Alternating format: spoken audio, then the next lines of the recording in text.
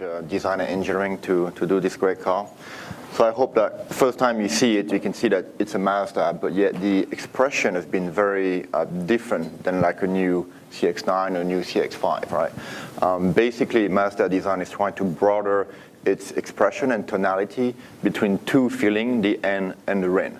You know, usually the first thing that comes into your eyes is the way we treat surfaces. So in the CX-9 and CX-5, the car is very much like a blade. You know, you have like some really kind of angular, sharp front end. We're trying to light up the front end and bring all of that power into the rear wheel, which we call traction form. Within the soft top, the RF, and also the RX Vision that you've seen as a concept car, we are working as a new kind of design philosophy of the surface treatment, which is called the surface-based, reflection-based surfacing. And what it does is we really do study how is the environment going to reflect on the vehicle. You know, in the past, you know, the designers always, you know, when they stretch a line, that line is usually a hard edge. And so what we're doing is actually moving away from this and have something a lot more kind of organic. And when you have something organic, the only thing you can really judge the car is how is that building or that horizon line is going to reflect on the bodywork. So on the RF, obviously, what we had for us is an amazing package to start with. The idea is always to seduce the eyes, you know, this kind of, you know, showcasing this irrational seduction. You know, in terms of proportion, everyone has in his mind like a reference to a classic car, you know, from the Italian in the 60s, right? And, you know, we wanted to hit that tone. When you see it, you have to fall in love with it. And quite frankly, it's about you containing the volumes. So when you look at the vehicle, a lot of those lines and those volumes kind of circle around the vehicle. I mean, you have it on the hood, but then all the way on the side and all around graphically, you know, you have so much plain view that at first glance, the whole car is contained as a circle above the car, and which seduces the eyes very well. Instead of having the typical, you know, kind of square type of ratio, you have something that's a lot more round. So design never, when we started to work on this car, we never approached the retractable fastback as a bubble top like it was in the previous model. We've only entertained a stretched fastback to create more kind of dynamism to it, which created a lot of friction with engineering to start with, because obviously the first question like, well, you can't fold that much mass if you go with like those buttress scenario.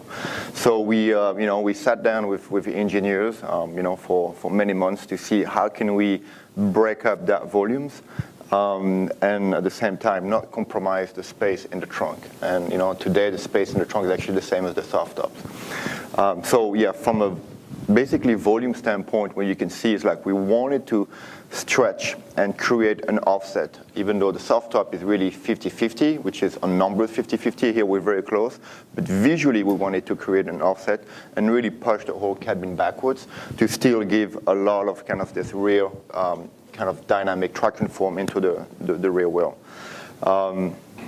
The entire kind of this quarter panel, we've tried to contain these volumes. So when you look at the car from three-quarter rear, we have really nice tangencies, which really kind of, again, empower the wheel arcs instead of having this kind of having very much vertical.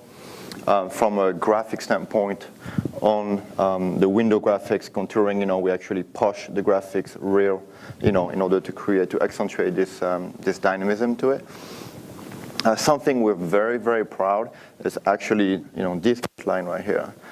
Most of our competitors are doing a retractable fastback. That line is actually a lot lower for mechanical reasons. So we work really hard to actually put it right on the crisp, which is those two surfacing creating a small dish. So when you walk through the car, actually this line disappears. So it doesn't look like, you know, that volume is kind of fragmented. You know, it does look like very fluid. So that is a huge achievement within engineering, pushing the boundaries of mechanics and manufacturing. So the roof folds, you know, in few parts. I'll try to do it from here.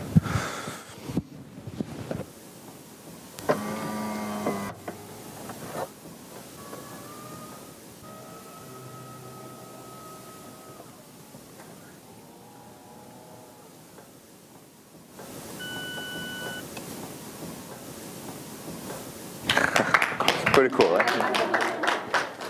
There's definitely like a wow factor. I mean, when you see like all those, three parts coming up, together and, folding like a perfect bento box, in the back.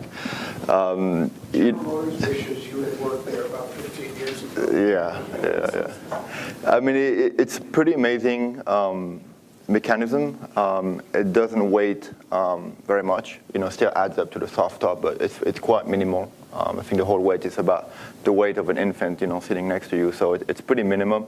Obviously, even though we have the buttress, we're trying to push them as far back as possible. We still have to kind of go back in order to fit, all of the mass down below. On terms of the interior, not much has changed, even though we do have the Napa leather. So we're trying to improve, again, the craftsmanship. On the interior, we have a bigger, I think, LCD screen on the left gauges. Obviously, we have, the switch and so on to open the retractable. But yeah, overall, obviously, it is still based on an MX-5 soft top, but having, added this kind of component to it and stretch it, blend it nicely towards the rear, give you an impression it's completely different. And I think we hit the mark of this kind of sensitive, classical automotive, but yet in a modern way. And I think it's easy to fall in love with this car. And it's completely different than a CX-9 or a CX-5, the way it is treated. And this is kind of where the brand is going, is we want to broaden that expression. One's going to be much more on the purity, and this is kind of the Japanese take on purity, intensity through purity. You don't have many lines. You don't have many character lines to make the car feel animalistic and powerful. It's all about just sexiness and beauty. And on the other side, the alluring side of Japan is CX-9 and CX-5, which is much more, in a way, aggressive in its direction. It's very much, kind of a linear kind of penetration in the through the air.